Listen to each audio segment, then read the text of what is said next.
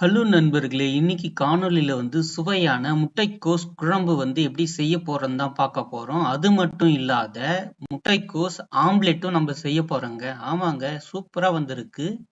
வாங்க பார்க்கலாம். Hello friends, வணக்கம் and welcome back to our channel Tata's view. இன்னைக்கு இந்த காணொலியில் என்ன பார்க்க போறோம்னா, முட்டைக்கோஸை பயன்படுத்தி ஆம்லெட்டும் அதுக்கப்புறமா முட்டைக்கோஸ் குழம்பும் எப்படி வைக்கிறதுன்னு சூப்பராக பார்க்கலாம். அதுக்கு தேவையான பொருள் 2 மீடியம் சைஸ் தக்காளியை கட் பண்ணி வச்சுருக்கேன். சின்ன வெங்காயம் ஒரு 6 சின்ன வெங்காயமும் பெரிய வெங்காயம் ஒன்றும் எடுத்து சின்னதாக கட் பண்ணி வச்சுருக்கேன். தேவையான அளவுக்கு கறிவேப்பிலையை வச்சுருக்கேன். 3 பச்சை மிளகாயை கீறி வச்சுருக்கேன். ஆம்லேட் போடுறதுக்காக முட்டைக்கோஸை இந்த மாதிரி நீட்டாக கட் பண்ணி வச்சுருக்கேன். குழம்பு வைக்கிறதுக்காக முட்டைக்கோஸை பொடுசு பொடுசாக அரை முட்டைக்கோஸை கட் பண்ணி வச்சிருக்கேன். இது இல்லாம மஞ்சள் தூள் 1/2 ஸ்பூனு, உளுத்தம்பருப்பும் 1/2 ஸ்பூன் கடுகும் வச்சிருக்கேன். பாத்தீங்கன்னா தெரியும். 1/2 ஸ்பூன் சீரகம் வச்சிருக்கேன். இது தவிர பாத்தீங்கன்னா குழம்பு மிளகாய் தூள், கொஞ்சமா மஞ்சள் தூள், இதெல்லாம் சேர்த்து நம்ம பயன்படுத்த போறோம். சரி, வாங்க எப்படி செய்யுதுன்னு பார்க்கலாம். நம்ம இந்த கடாயில எண்ணெயை ஊத்திக்கலாம். எண்ணெயை ஊத்தி கட் பண்ணி வச்சிருக்க இந்த முட்டைக்கோஸை இதுல நல்லா வதக்கி வச்சுக்கலாம். இதை பயன்படுத்தி தான் நம்ம ஆம்லெட் செய்ய போறோம். இதை வதக்கி ஆற வச்சதுக்கு அப்புறமா நம்ம குழம்பு வைக்க ஸ்டார்ட் பண்ணிடலாம். ஓரளவுக்கு நல்லா வதங்கிடுச்சு. இப்போ இதை எடுத்து வச்சுக்குவோம். நம்ம ஒரு வழியா அதை எடுத்து வச்சுக்கணும். இதே கடாயில எண்ணெயை ஊத்திக்கலாம். இதில் பார்த்தீங்கன்னா 1/2 டீஸ்பூன் உளுத்தம்பருப்பும் 1/2 டீஸ்பூன் கடுகும் சேர்த்துக்கலாம். கடுகு பொரிய ஆரம்பித்தோடனே சீரகம் ஒரு 1/2 டீஸ்பூன் சேர்த்துக்குவோம். கீரி வச்சிருக்கிற 3 பச்சை மிளகாய் சேர்த்துக்குவோம். தேவையான அளவுக்கு கறிவேப்பிலை சேர்த்துக்குவோம். பொடிசாக கட் பண்ணி வச்சுருக்க சின்ன வெங்காயத்தையும் பெரிய வெங்காயத்தையும் மிக்ஸ் பண்ணிக்கலாம்.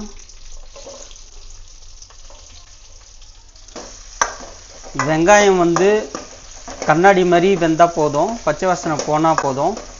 பொன்னிறமாக ஆகிற வரைக்கும் வதக்க வேண்டியதில்லை.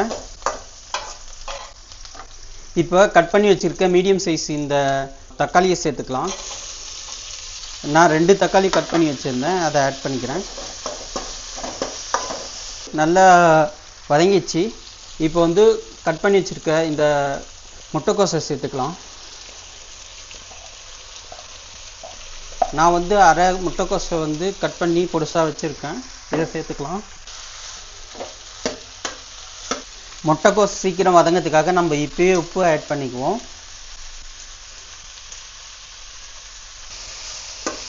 குறைஞ்ச தீயில் வச்சு நம்ம ஒரு 2 மினிட் அப்படியே மூடி வைப்போம். 2 நிமிஷம் ஆயிடுச்சு. இப்போ நம்ம இதை ஓப்பன் பண்ணி பார்க்கலாம். ஓரளவுக்கு நல்லா வெந்திருக்கு.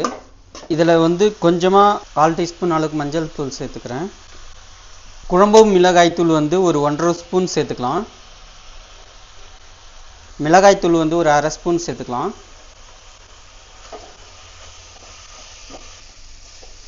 இப்போ இதில் துவரம்பருப்பு 100 கிராம் நல்லா குக்கரில் போட்டு வேக வச்சு மசிச்சு வச்சுருக்கோம். இந்த துவரம்பருப்பு கூட ஒரு சிட்டிகை பெருங்காயத்தூளும் கொஞ்சமாக மஞ்சள் பொடியும் சேர்த்து நம்ம குக்கரில் வேக வச்சோம். இதை மிக்ஸ் பண்ணிக்கலாம். இப்போ இதுலேயே தேவையான அளவுக்கு தண்ணி ஊற்றிக்கலாம். நல்லா கலந்து விடுவோம். 8 நிமிஷம் அப்படியே கொதிக்க வைக்கலாம். 10 நிமிஷம் நல்லா கொதிச்சிச்சு. இப்போ ஓப்பன் பண்ணி பார்க்கலாம்.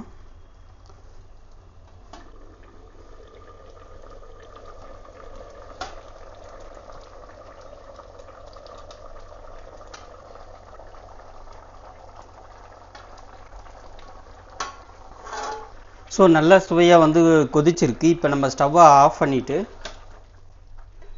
இந்த கொத்தமல்லியை சேர்த்துக்கலாம். அவ்வளோதாங்க, சுவையான முட்டைக்கோஸ் குழம்பு ரெடி ஆயிடுச்சு. இப்போ முட்டைக்கோஸ் ஆம்லெட் போடலாம். நல்லா வதக்கி ஆற வச்சிருக்கிற இந்த முட்டைக்கோஸை இதில் சேர்த்துக்கலாம்.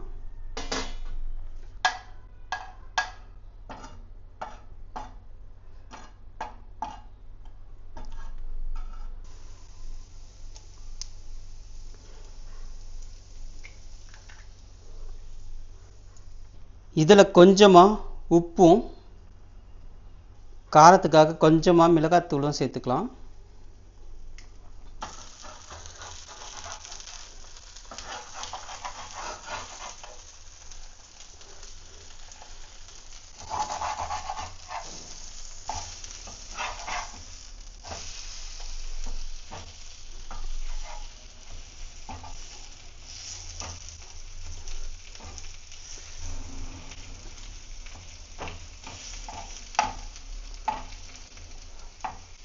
சூப்பராக வந்து நம்ம சுவையான ஆம்லேட்டு ரெடி பண்ணிட்டோங்க. முட்டைக்கோஸ் ஆம்லேட். 10 நிமிஷம் தான் அப்படியே மூடி வச்சுருந்தோம். மூடி வச்சதுக்கப்புறம் ஓப்பன் பண்ணி பார்க்கலாம் எப்படி இருக்குன்னு. எவ்வளோ சூப்பராக வந்திருக்கு பாருங்க.